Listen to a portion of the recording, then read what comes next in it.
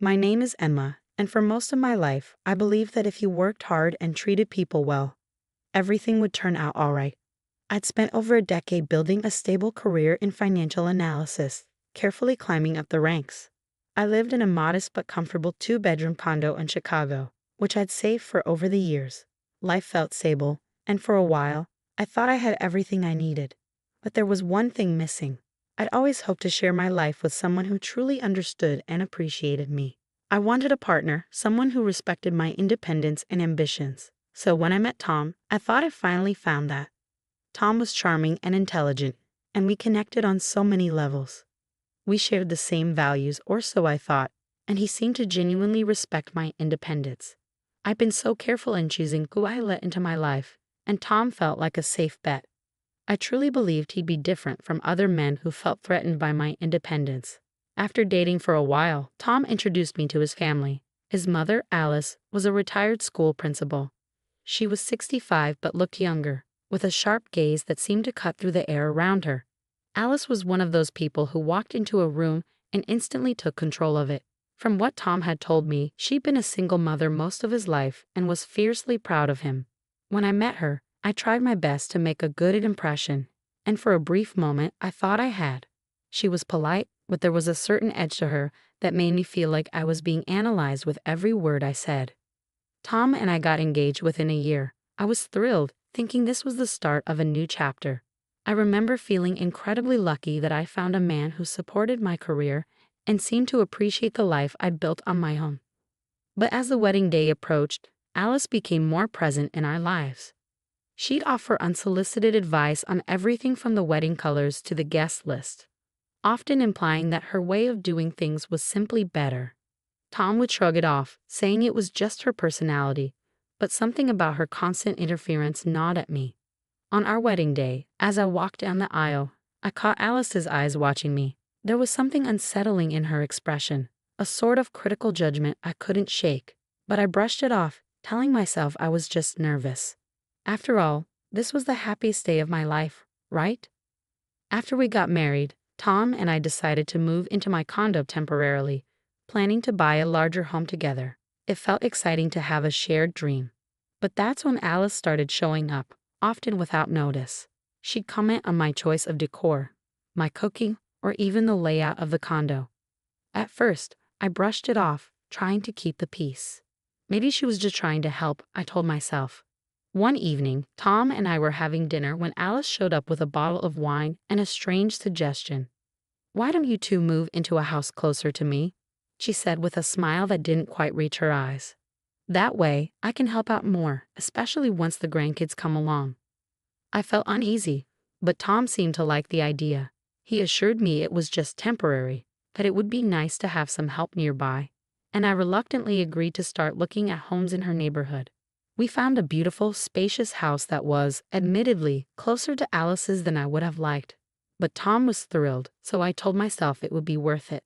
We moved in, and for a while, things seemed all right. But then Alice began asserting herself even more. She dropped by frequently, often with bags of groceries or other things she thought we needed, and give unsolicited advice on everything. She'd rearrange the kitchen cupboards, comment on my wardrobe choices, and even rearrange our living room furniture while I was at work. When I mentioned this to Tom, he'd just laugh, saying, "You know how moms are." Months passed, and I felt increasingly uncomfortable in my own home. Then, one evening, I got news that would change everything. I was pregnant. I was overjoyed. I thought this would bring our family closer and that perhaps Alice's involvement would now have a purpose. But when we shared the news with her, her reaction was strange. Instead of excitement, she looked at me with a critical gaze and said, "Well, I hope you're ready for the responsibility. It's not just about you anymore." As my pregnancy progressed, Alice's helpfulness turned into control. She began coming over almost daily, reorganizing things, making lists of what a proper mother should do, and offering her expert advice on everything. She questioned what I ate, comment on my prenatal appointments, and make snide remarks about my choices. I began feeling like a guest in my own life. Things reached a breaking point one afternoon. I came home to find Alice going through my personal papers in our bedroom. When I confronted her, She calmly explained that she was just checking to make sure everything was organized for the baby. My privacy had been violated and I felt furious. I tried talking to Tom, but he brushed it off saying, "She just wants to help." I was heartbroken. The man I married was supposed to support me, but it felt like he was choosing his mother over me. I felt isolated and began questioning my entire relationship.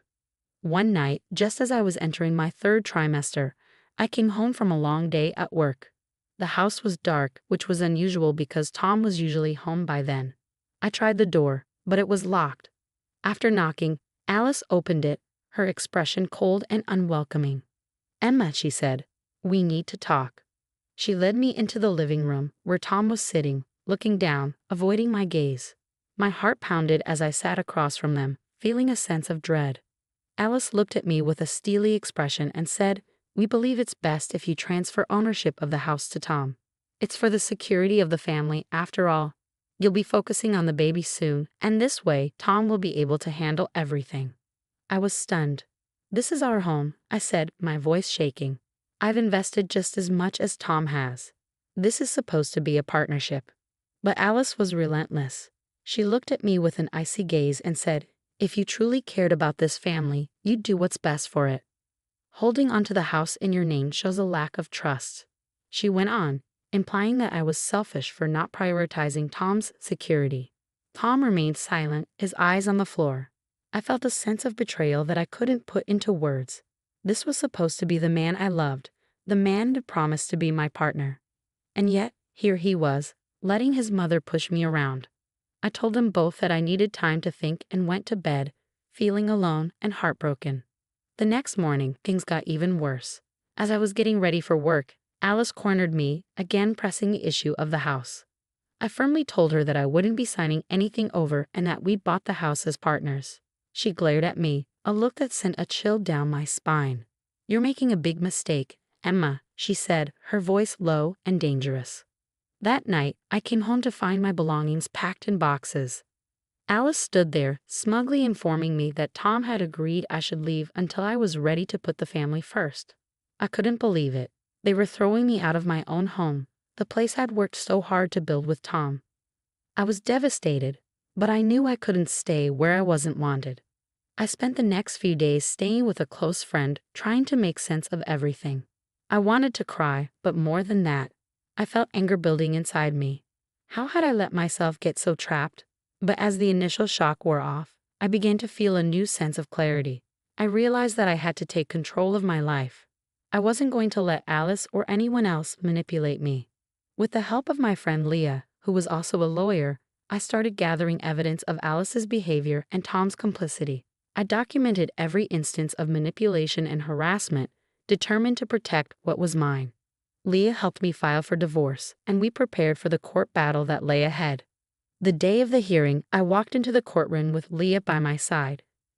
Tom and Alice were there, both looking smug, as if they'd already won. But I was determined to fight for myself and my future. As Leah presented our case, detailing the emotional abuse and manipulation I'd endured, I watched the judge's expression shift from neutral to one of concern. When it was my turn to speak, I recounted everything I'd been through, describing how Alice had tried to control every aspect of my life, and how Tom had chosen his mother over me. I told the court that I was standing up not just for myself, but for every person who had ever been manipulated or controlled by someone else. In the end, the judge ruled in my favor.